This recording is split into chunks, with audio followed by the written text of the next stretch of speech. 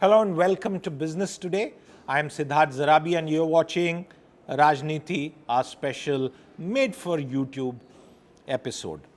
On today's Rajniti, I'll talk about the Delimitation Commission for Jammu Kashmir. And why is it important?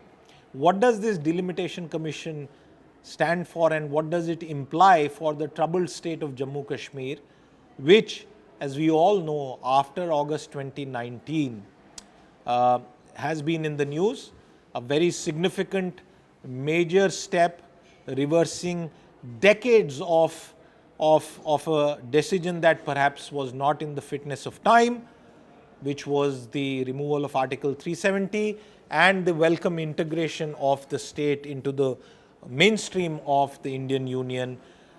This Delimitation Commission order comes after August 2019 and I would say is the second most important moment after that, a seminal moment in the history of what is now the Union Territory of Jammu and Kashmir.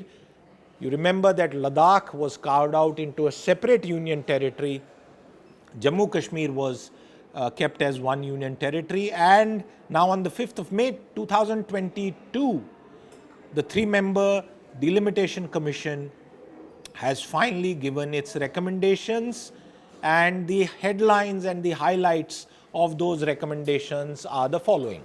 The first, the number of assembly constituencies in Jammu Kashmir, without adding Ladakh now, which had become 83 post the reorganization of the state, is now proposed to be hiked to 90.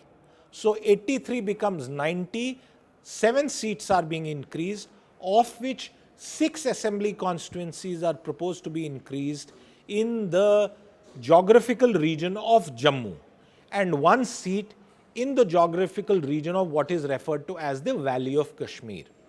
So this takes the regional distribution, and as we all know, Jammu and Kashmir are two distinct, really, regional formations due to geographical features, due to cultural, language features also, and the topography is particularly stark.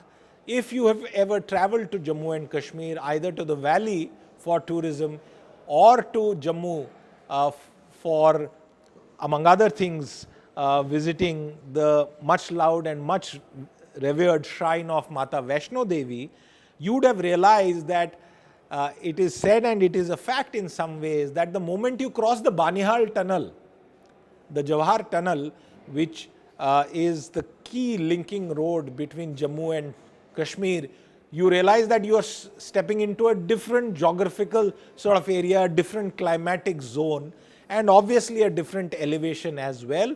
And that has seeped through even as far as cultural the milieu is concerned of Jammu Kashmir. So the new number between Jammu and Kashmir Valley is 43 assembly constituencies in Jammu and 4 more in the Valley of Kashmir. So 43, 47 totals 90, and this is the key headline.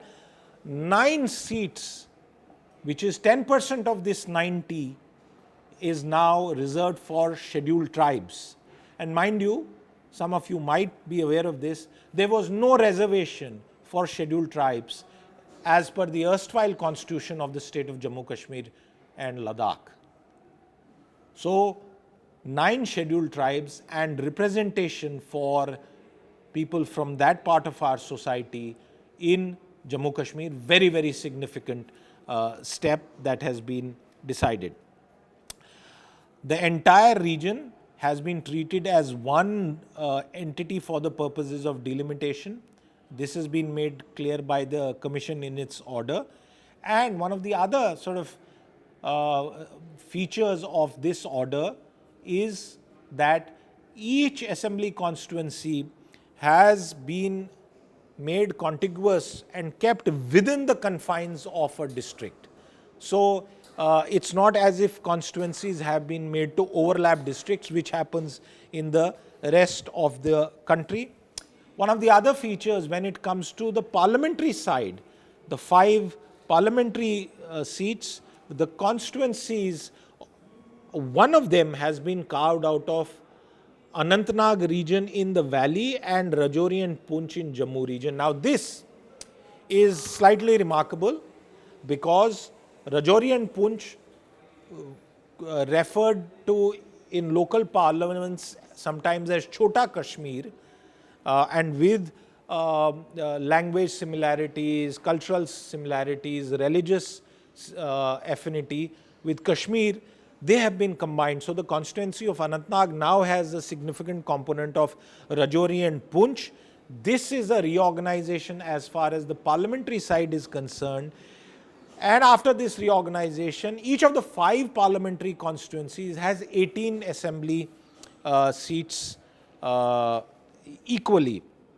And this has been made clear by the Commission in its order. There are, of course, other things like the fact that a significant number of the suggestions with regard to the renaming of the constituencies has been accepted by the Commission. And those details have been provided in the Delimitation Commission's order.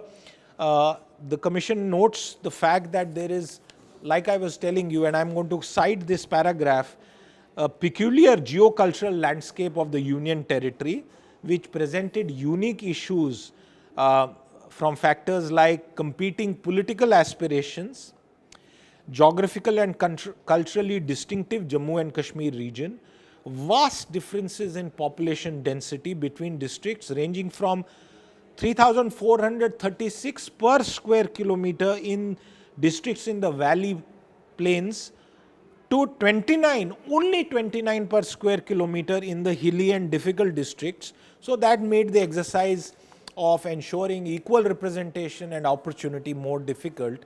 The Commission has also said that after incorporating all such changes, the final order has been published in the official gazette. Now, there is another very interesting thing. You must have seen a headline that the Commission has recommended additional seats in the assembly for Kashmiri Hindus who have been forcibly displaced and are colloquially referred to as Kashmiri migrants, and displaced persons from what are called people of Jammu Kashmir origin, POJK displaced people who were displaced on account of Pakistan's aggression in 1947.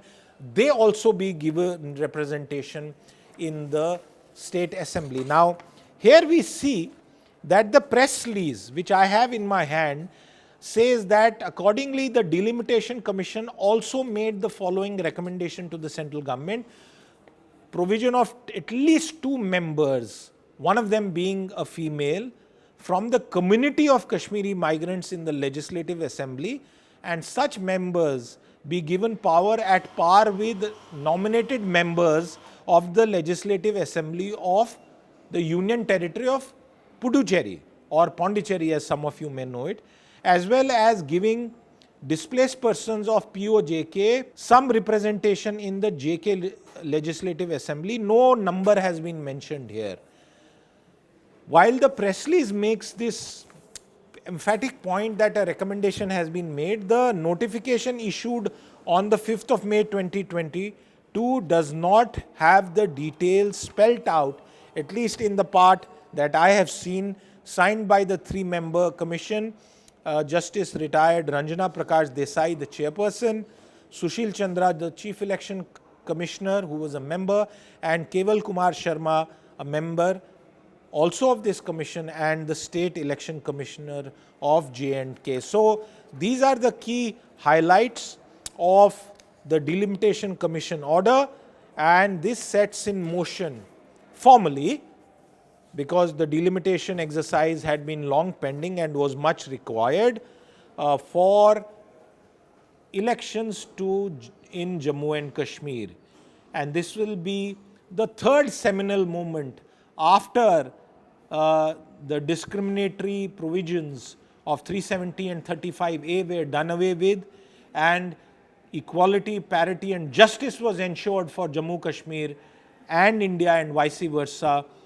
This is going to be the 3rd step, because the 2nd step of the Delimitation Commission order now paves the way for the third logical step, which is the return of full-fledged participative electoral representatives to the governance of the state through an election. We'll have to wait for when that happens, because the centre will now apply its mind, as we understand, to this order, and hopefully also act and accept some of the unique recommendations that have been made by this Delimitation Commission order. With that, it's a wrap on this episode of Rajniti. If you've liked it, please do give us your feedback. Do share and subscribe Business Today. Until the next episode, goodbye. See you. If you like the video, do like, comment, share and subscribe.